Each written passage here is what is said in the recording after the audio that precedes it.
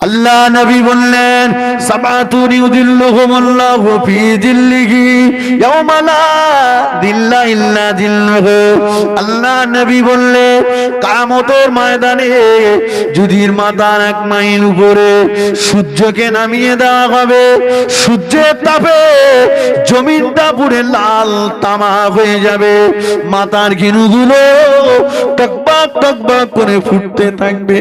আল্লাহ পাকের আরশে আজিমের ছায়া ব্যতীত দ্বিতীয় কোনো ছায়া থাকবে না। ওই দিন আল্লাহ পাক 7 শ্রেণীর ব্যক্তিকে আল্লাহ পাকের আরশে আজিমের তলায় জায়গা করে দেবে। আল্লাহ নবী বললেন রাজুলুন কলবুহু মুআল্লাকু বিল মাসাজিদি ইজা খরাজা মিনহু হাত্তা ইয়াউদা ইলাইহি। ওই ব্যক্তিটাকে আল্লাহ পাক আরশে আজিমের তলায় জায়গা করে দেবে। অন্তরটা যা জুড়ে রয়েছে মসজিদের সঙ্গে, অন্তরটা যা লেগে আছে মসজিদের সঙ্গে, ইজা খরাজা মিনহু হাত্তা ইয়াউদা ইলাইহি, মসজিদ থেকে বার হয়ে যতক্ষণ মসজিদে ফিরে না আসে, মসজিদ থেকে বার হয়ে যতক্ষণ মসজিদে প্রত্যাবর্তন না করে, অন্তর যার মসজিদের সঙ্গে জুড়ে আছে ওই ব্যক্তিটাকে আল্লাহ পাক আরশে আজিমের তলায় জায়গা করে দেবে। আর একটু জোরে বলেন সুবহানাল্লাহ।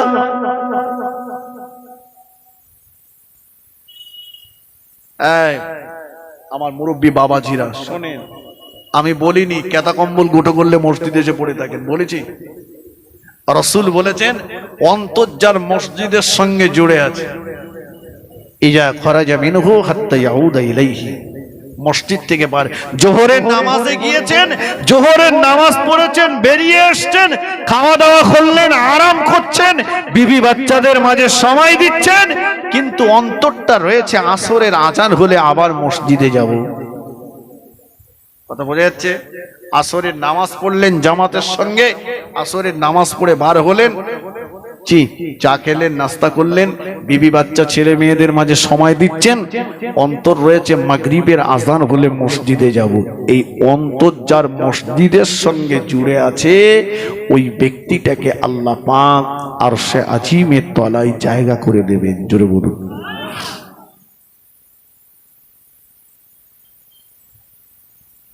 আল্লাহ নবী সাহাবী আবু তালহা রাদিয়াল্লাহু তাআলা আনহু হুজুরের বিবি বললেন প্রাণের স্বামী গো, সোনার মানিক আল্লাহর হেফাজতে আছে, নিজে হাতে করে রাতের খানাটা খাইয়ে দিলেন, রাতের খাবারটা খেলেন। ওগো প্রাণের স্বামী, সারাদিন আপনার সেবা করার সুযোগ পাই না, চলুন একটু আরামের বিছানায় আরাম করুন, আমি একটু আপনার খেদমত করি।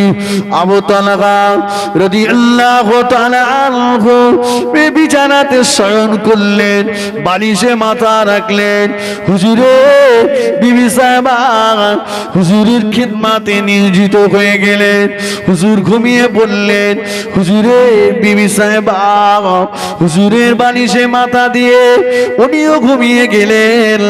দেখতে দেখতে ফজরের ওয়াক্ত হয়ে গেল।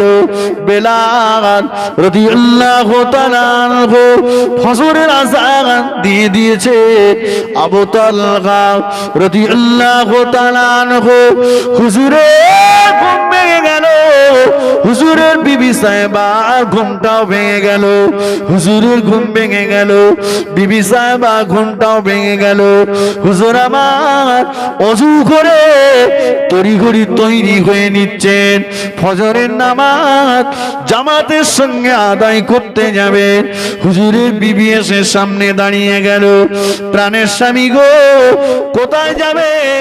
ও বিবি, ফজরের আযান হয়ে গিয়েছে। দিয়েছে জামাতে নামাজ পড়তে যাব।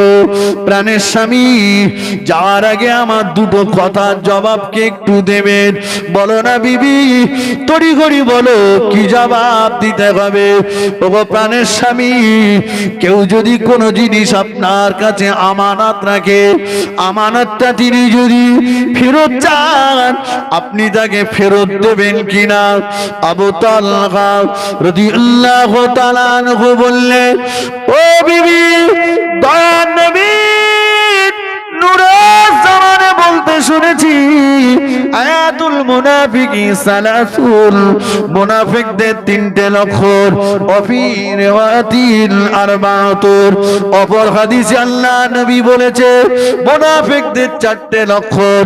ইজা তাযাকাযাবা, যখন তারা কথা বলবে, কথায় কথায় মিথ্যা কথা বলবে।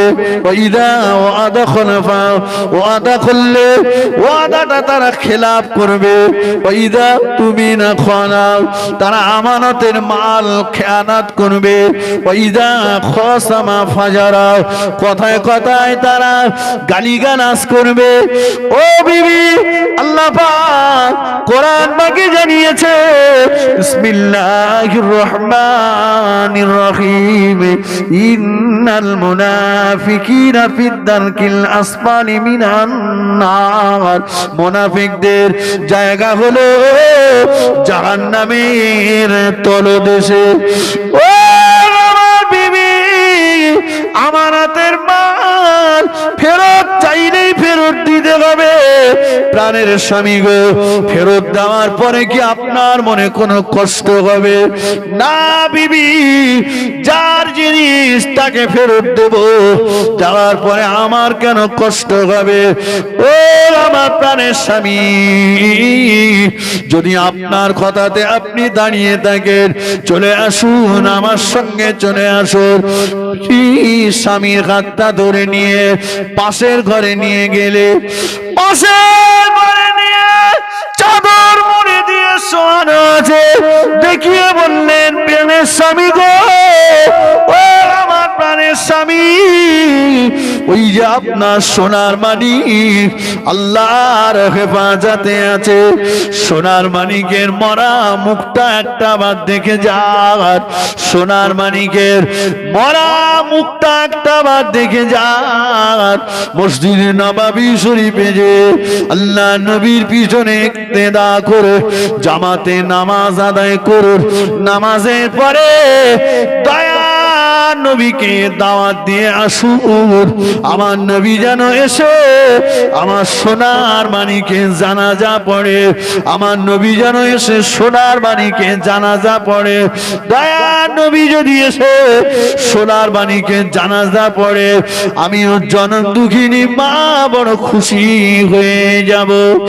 ও আল্লাহ নবী সাহাবী আবু তালহা রাদিয়াল্লাহু তাআলা আনহু বললেন, ও বিবি, তুমি যে আমায় বলেছিলে সোনার মানিক আল্লাহর হেফাজতে আছে, প্রাণের স্বামী গো, মিথ্যা তো বলিনি, সোনার মানিক তো আল্লাহর হেফাজতে আছে। হুজুরের চোখ দিয়ে টপ টপ করে পানির টোসা গড়িয়ে যায়। হুজুরের বিবি সাহেবা চোখের পানিটা মুছিয়ে দিয়ে বললেন, স্বামী গো, আল্লাহ যদি সন্তান না দিতেন, আল্লাহর বিরুদ্ধে পৃথিবীর কোথাও বিচার দিতে পারতাম না। আল্লাহ যদি সন্তান না দিতে, আল্লাহর কাছ থেকে সন্তান কেড়ে নিতে পারতাম না। আল্লাহ যদি সন্তান না দিতে, আল্লাহর বিরুদ্ধে পৃথিবীর কোন কোর্টে কেস করতে পারতাম না। ও প্রাণের স্বামী, যে আল্লাহ দিয়েছেন সে আল্লাহই তো ডেকে নিয়েছে। আমাদের সোনার মানিককে আল্লাহ আমাদের কাছে আমানত রেখেছিলেন, আমানত আল্লাহ ফেরত নিয়েছে, এর জন্য কাঁদলে হবে না। চলে যান মসজিদে নববী শরীফে, চলে যান, আমার দয়ার নবীর পিছনে ইক্তেদা করে নামাজ পড়ে নবীকে দাওয়াত দিয়ে আসুন। রাসূলুল্লাহ এসে যেন আমার সোনার মানিকের জানাজা পড়ে। আবু তালহা রাদিয়াল্লাহু তাআলা আনহু কে পানি দেবেনতে মসজিদে নববী শরীফে চলে গেলেন। আল্লাহ নবীর পিছনে ইক্তেদা করে জামাতের সঙ্গে নামাজ পড়লে, নামাজের পরে দয়ার নবী নূরের মুখের দিকে চেয়ে জজ্জর জজ্জর জজ্জর করে কাঁদতে লাগলেন। আল্লাহ নবী বললেন, বাবা, ও বাবা আবু তালহা, ঈশার নামাজ জামাতে পড়ে বাড়ি গিয়েছো, ফজরের নামাজ পড়তে এসেছো, কি হয়েছে বাবা? কেন তুমি এমন করে কান্নাকাটি করছো? আবু তালহা রাদিয়াল্লাহু তাআলা আনহু সব কথাগুলো দয়া নবীকে খুলে বললেন। আমার রাসূলুল্লাহ সব কথাগুলো শুনলেন, শোনার পরে বললেন, ও বাবা আবু তালহা, তোমার বিবি যে ধৈর্য ধারণ করেছে, তোমার বিবি যে সবর এখতিয়ার করেছে, এমন ধৈর্য ধারণকারিণী ব্যক্তিদিকে জন্য আল্লাহ পাকের দয়ার জান্নাতের 8টি দরজা আল্লাহ খুলে দিয়ে রেখেছে। আরেকটু জোরে বলুন সুবহান, আরেকটু জোরে বলুন সুবহানাল্লাহ। আল্লাহুম্মা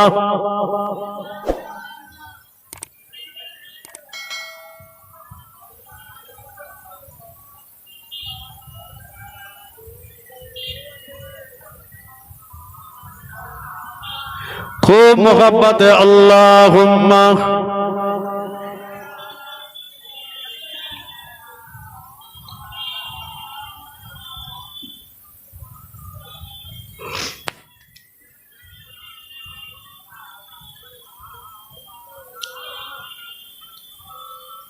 আমার ভাইয়েরা, মুরব্বীরা, নওজওয়ানেরা, ধৈর্য। আমি বলেছিলাম ধৈর্যের কথা আপনাকে শোনালাম, আজকে আমরা ধৈর্যচ্যুত হয়ে গেলাম। কথা ঠিক কিনা বলেন? সবর নেই। ফিরে আসুন, ভুলে যাইনি আমি বলেছিলাম নিজেদের ভিতরে ভ্রাতৃত্ব বোধ পয়দা করুন, ত্যাগ, মায়া, ক্ষমা। রাসূল বলেছেন মুমিনের চরিত্রটা ঠিক অমনটাই হওয়া উচিত। তোমার কাছে কেউ অন্যায় করেছে, তার ক্ষমা চাওয়ার আগেই তুমি তাকে ক্ষমা করে দাও। তুমি কারো কাছে অন্যায় করেছো, ক্ষমা করে দেওয়ার আগেই তার কাছ থেকে ক্ষমা চেয়ে নাও।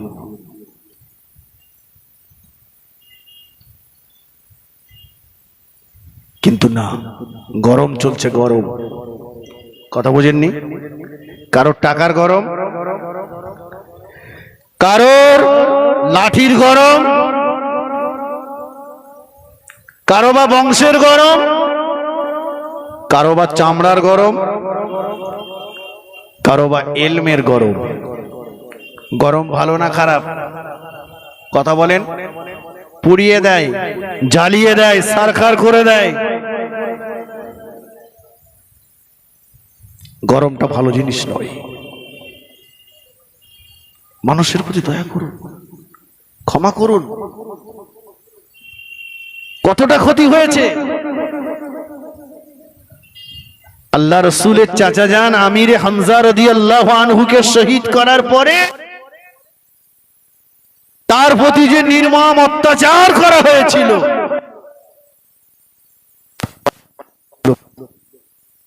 তোলা হলো, নাক কাটা হলো, উত্তঙ্গটা কেটে টুকরো টুকরো করা হলো, মুখটা ফেড়ে কলিজাটা বার করে চিপ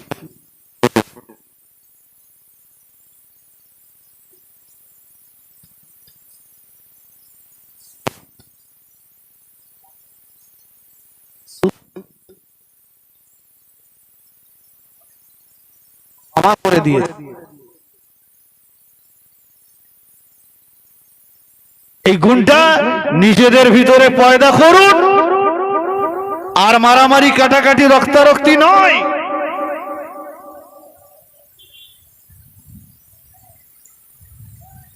রাসূল পাক সাল্লাল্লাহু আলাইহি ওয়াসাল্লামকে যারা মক্কা থেকে মদিনায় যেতে বাধ্য করেছিলেন, রাসূলুল্লাহ আল্লাহ পাকের হুকুমে মক্কা থেকে মদিনায় চলে গিয়েছিলেন। রাসূল মদিনা শরীফ থেকে আবারও একদিন মক্কা জয় করেছিলেন। কথা ঠিক কিনা বলেন? রাসূল যেদিন আসবেন সেদিন যারা রাসূলের প্রতি অত্যাচারের স্টিম রোলার চালিয়েছিল তারা সব পালাচ্ছিল, পালিয়ে চলে যাচ্ছিল। ইতিহাস জানা, আল্লাহ রাসূল কোয়েস পাহাড়ে উঠে বলেছিলেন, না হে মক্কাবাসীরা, তোমরা ঘর বাড়ি ছেড়ে পালিয়ে যেও না। আমি কারো অত্যাচারের বদলা অত্যাচার করব না, বদলা নেব না, প্রতিশোধ গ্রহণ করব না, কাউকে ঘর বাড়ি ছাড়া করব না। আমি রাসূলুল্লাহ সকলের স্বাভাবিক জীবন যাপন করার দায়িত্বভার গ্রহণ করলাম। জোরে সোরে বলুন সুবহানাল্লাহ।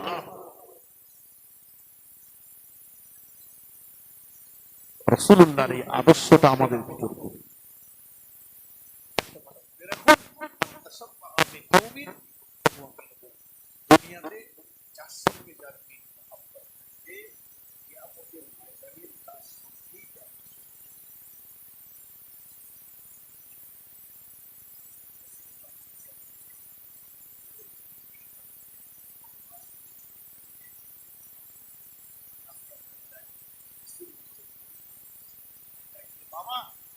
তুমি কি জানো না সেই আব্দুল্লাহর বেটা সন্ত্রাসী মোহাম্মদ সাল্লাল্লাহু আলাইহি ওয়াসাল্লাম, আমি তার প্রতি অনেক অত্যাচার করেছিলাম, সে আজকে আমাকে দেখতে পেলে ছেড়ে দেবে না।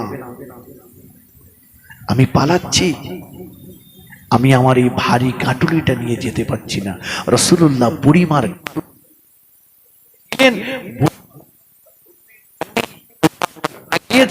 আর রাসূলুল্লাহর বিরুদ্ধে বিষদগার হয়েছে, রাসূলকে গাল মন্দ করেছে, ছোট মোটা কথা বলেছে।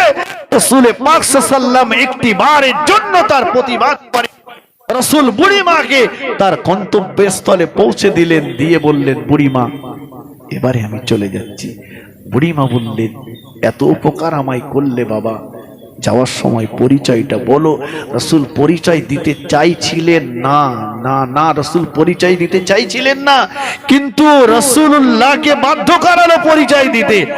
না বাবা, আমি তোমাকে ছাড়বো না পরিচয় না দিলে। রাসূল বলেছিলেন, বুড়িমা এতক্ষণ ধরে যে মুহাম্মদকে আপনি সন্ত্রাসী বললেন, যে মুহাম্মদ সাল্লাল্লাহু আলাইহি ওয়াসাল্লামের সঙ্গে আমাকে মিশতে নিষেধ করলেন, আমি অন্য কেউ নই, আমি হলাম সেই আব্দুল্লাহর বেটা আমিনার লাল মুহাম্মদুর রাসূলুল্লাহ। জোরে বলুন সুবহানাল্লাহ।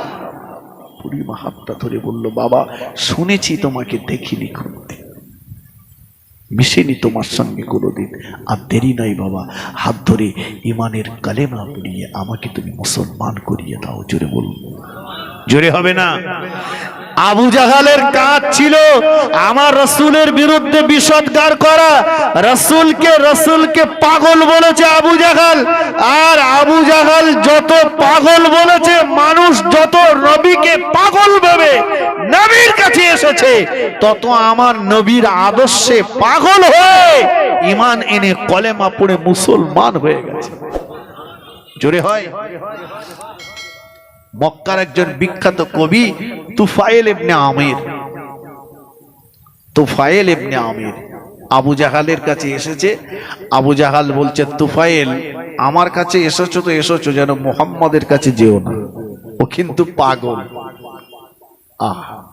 তুফাইল ইবনে আমির বলছে, মুহাম্মদ পাগল হতে পারে, আমি তো পাগল না, আমি তো একজন শিক্ষিত, আমি মক্কার একজন কবি, যে দেখি না পাগলটা কি বলে। তুফাইল ইবনে আমির আমার রাসূল পাক সাল্লাল্লাহু আলাইহি ওয়াসাল্লামের কাছে গেলেন। আল্লাহর নবী বললেন, তুফাইল কেমন আছো? ভালো আছি। তুফাইল পড়ে নাও ইমানের কালেমা লা ইলাহা ইল্লাল্লাহ মুহাম্মাদুর রাসূলুল্লাহ। বলছে আমি জানি আপনার কাছে আসলেই আপনি কলেমা পড়তে বলবেন, কিন্তু আমি কলেমা পড়তে আসিনি। তাহলে মানে আমি এসেছি আমার নিজের লেখা কয়েকটা কবিতা আপনাকে শোনাবো। তাই আল্লাহ রসুল বললেন, তুফাইল কবিতা শোনাবে আমাকে, শোনাও। তুফাইল ইবনে আমির নিজের লেখা কয়েকটা কবিতা আমার রসুলকে শোনালেন। রসুল পাক সাল্লাল্লাহু আলাইহি ওয়াসাল্লাম শুনলেন। আল্লাহ নবী বললেন, তুফাইল ইবনে আমির, এবারে আমি মুহাম্মাদুর রাসূলুল্লাহ সাল্লাল্লাহু আলাইহি ওয়াসাল্লাম আমি তোমাকে দুটো কবিতা শোনাবো। তুফাইল ইবনে আমির ভাবছে মুহাম্মদ তো কোনো স্কুল কলেজ ইউনিভার্সিটিতে কোথাও পড়িনি, কি কবিতা শোনাবে আমাকে। আর তাতে আবু জাহাল বলেছে পাগল। শোনান কবিতা। আল্লাহ নবী কোরআন শরীফে সূরা ফালাক, সূরা নাস, সূরা ফালাক, সূরা নাস তুফাইল ইবনে আমির সামনে তেলাওয়াত করলে রাসূলুল্লাহ থেমে গেলে, চুপ মেরে গেলে। তুফাইল ইবনে আমিরের চোখ দিয়ে টপ টপ করে পানির টুকরা গড়িয়ে যায়। লাইসা হাযা মিন কালামিল বাশার, এটা জগতের কোনো মানুষের লেখা হতে পারে না, পারে না, পারে না। এটা জগতের কোনো মানুষের লেখা নয়। এত সুন্দর যার মানে, এত সুন্দর যার ছন্দের মিল, আর দেরি নয়, আর দেরি নয়। আপনি যে আল্লাহ রাসূল, আপনি যে আল্লাহ নবী, এ বিষয়ে আমার আর কোনো দ্বিমত নাই। এই মুহূর্তে আমার হাতটা ধরে ঈমানের কলেমা পড়িয়ে আপনি আমাকে মুসলমান করিয়ে দেন। আর একটু জোরে বলুন সুবহানাল্লাহ। তুফাইল ইবনে আমির আমার নবীর হাতে হাত দিয়ে ঈমানের কলেমা পড়ে মুসলমান হয়ে গেল। জোরে বলুন। আল্লাহ বলেছেন, ইউরিদুনা লিউতফিউ নূরাল্লাহি বিআফওয়াহিহিম, পৃথিবীর এক শ্রেণীর জালেম অত্যাচারীরা চাইবে, পৃথিবীর এক শ্রেণীর হিংসুকের দলেরা চাইবে তাদের গালের বাতাস দিয়ে, তাদের গালের বাতাস দিয়ে সত্যটাকে বিলুপ্ত করার, সত্যটাকে গোপন করার, সত্যটাকে নিচে নামিয়ে দেওয়ার চেষ্টা করবে, ইসলাম ধর্মের বাতিটাকে নিভিয়ে দেওয়ার। কিন্তু আমি আল্লাহ বলছি, ওরা যত ইসলামকে, ন্যায় সত্যকে নিভিয়ে দেওয়ার চেষ্টা করবে, লিইযহিরাহু আলাদ-দীনি কুল্লিহি, আমি আল্লাহ তত বেশি বেশি ন্যায় ও সত্যের বাতিকে আরো বেশি বেশি নিয়ে দেব। জোরে সোরে বলুন সুবহানাল্লাহ। জোরে হবে না ভাই? হ্যাসাং লাইট দেখেছেন? এই হ্যাসাং লাইট দেখেননি? আগেকার দিনে হ্যাসাং লাইট জ্বালিয়ে হতো। হ্যাসাং লাইটে দু জায়গায় হাওয়া দিতে হয়, একটা হচ্ছে ট্যাঙ্কিতে আর একটা হচ্ছে ম্যান্টনে। ম্যান্টনে, তাই না? আচ্ছা, ম্যান্টন, ম্যান্টন বলে তো, ম্যান্টনে জোরে হাওয়া দিলে আলো বাড়বে না কমবে? হ্যাঁ, ম্যান্টন খসে পড়ে যাবে। জোরে হাওয়া দিলে থাকে, পড়ে যাবে না? ম্যান্টনটা খসে পড়ে যাবে। আচ্ছা, ওই জোরের বাতাসটা যদি ট্যাঙ্কিতে দেওয়া হয়, জোর, ওরা চাইছে ম্যান্টনে হাওয়া দিয়ে ম্যান্টনটাকে খুশিয়ে দেওয়ার, আলোটাকে নিভিয়ে দেওয়ার।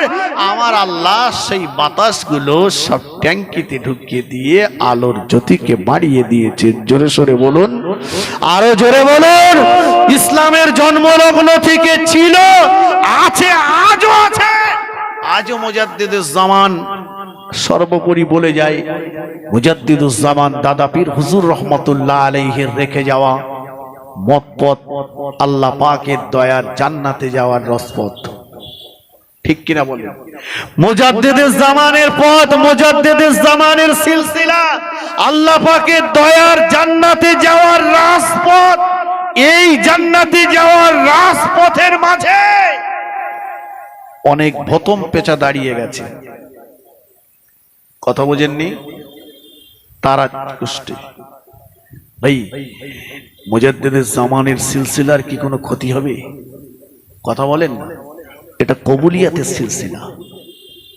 এটা কথা বলেন। অনেকে বলছে ফুরফুরা শরীফে আর কিছু নাই। ফুরফুরা শরীফে একটা কথা মনে রাখেন, ফুরফুরা শরীফের জমিনটা পাক জমিন। এই জমিনে রুহানি হালতে আমার রাসূল পাক সাল্লাল্লাহু আলাইহি ওয়াসাল্লাম হাজির হয়েছেন, তীর হয়ে থাকেন।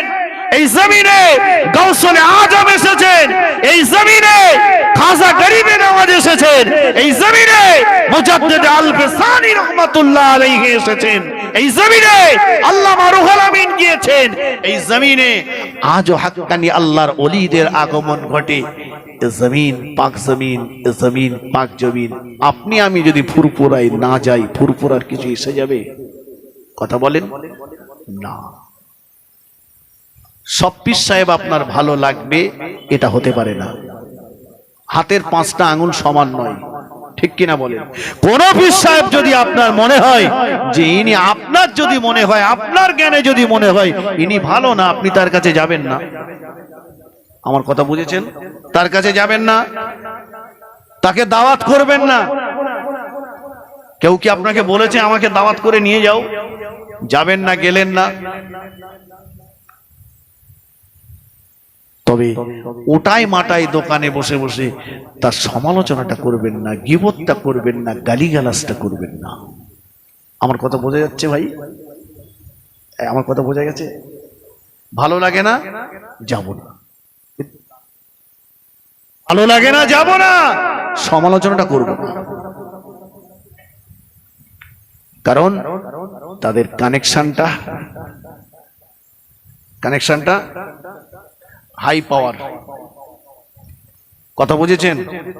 আজকে আপনার তো সৌভাগ্যবান, মুজাদ্দিদের জামানের আওলাদ আসবেন। মুজাদ্দিদের জামানের আওলাদ যেখানে আসেন, রুহানি নজরটা সেখানে থেকে যায়। যেটা বলুন না সুবহানাল্লাহ।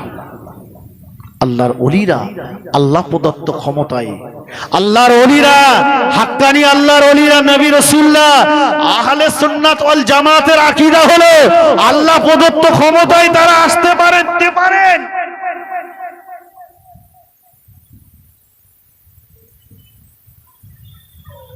অতএব সাবধান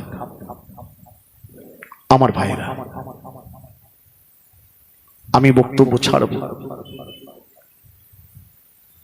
বাংলার আর এক উজ্জ্বল নক্ষত্র আপনাদের কাছে এসেছেন, আলহামদুলিল্লাহ। একের পর এক সব রত্ন সব আপনাদের কাছে আসছে। যে এখন আমার ভাই আলহাজ মাওলানা শাহনওয়াজ সাহেব তিনি আসবেন। এরপরে আমি আগেই বলছিলাম আলহাজ হাফেজ মাওলানা হিজবুল্লাহ আখন্দি সাহেব তিনি আসবেন। আবার ফুরফুরা শরীফ থেকে ছোট হুজুর পীর কেবলা রহমতুল্লাহ আলাইহির লক্তি জিগার তিনিও আসবেন। তবে রাস্তায় আপনাদের যে হারে উপস্থিতি, সেই হারে উপস্থিতি কিন্তু এখানে নাই। কথা ঠিক কিনা বলেন? রাস্তায় তো গাড়ি পাস করা যায় না, এত ভিড়, এত ভিড়। আমি বলবো রাস্তায় কমিটি ভাইদের বলবো রাস্তার ভিড়গুলো একটু কমান, চেষ্টা করুন যতটা সম্ভব হয় মজলিসে আসবার, মজলিসে ডেকে নিয়ে আসবার। যুবক ভাইদেরকে বলবো ভাই যারা রাস্তায় ঘুরছেন চলে আসুন। সব সময় মওকা থাকে না, পাওয়া যায় না, এই সমস্ত বক্তাদের সব সময় পাওয়া যায় না। আজকে তো মাশাআল্লাহ কমিটি ভাইরা সুন্দর করে সাজিয়ে ফেলেছেন। একটু তাকবীর দেন তো, নারায়ে তাকবীর। আমার ওয়াজ শুনে আপনাদের রাগ হয়ে গেল নাকি? মনে হয় আপনারা খুশি হননি নাকি? হয়নি না? আরে আমি খুশি করতে না পারলে আমার ভাই আসতেন, খুশি করে দেবেন। কি বলেন? এক ভাই না পারলেও আর এক ভাই আছে, যে একটু উচ্চ আওয়াজে দেন নারায়ে তাকবীর। এটাই কি শেষ ভোল্টেজ, না এর পরেরটা সেই জুন মাসে লাগাবেন?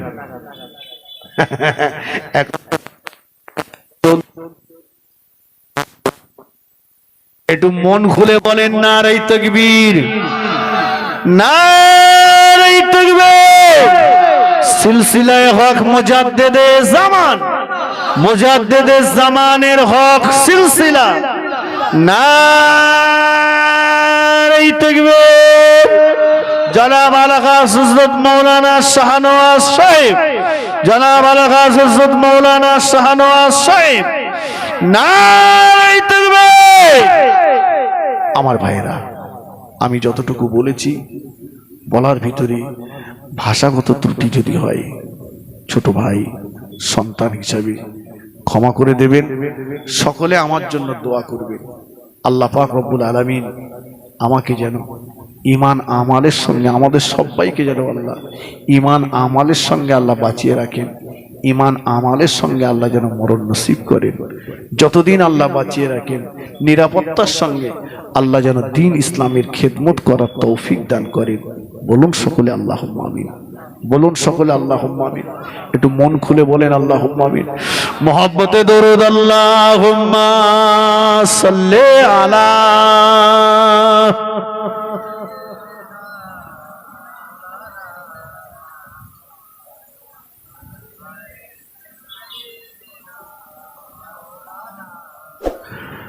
ও গো মা আমিনা, তোমার কুড়ে ঘরে রহমত খোদার পড়ে জোরে জোরে। ও গো মা আমিনা,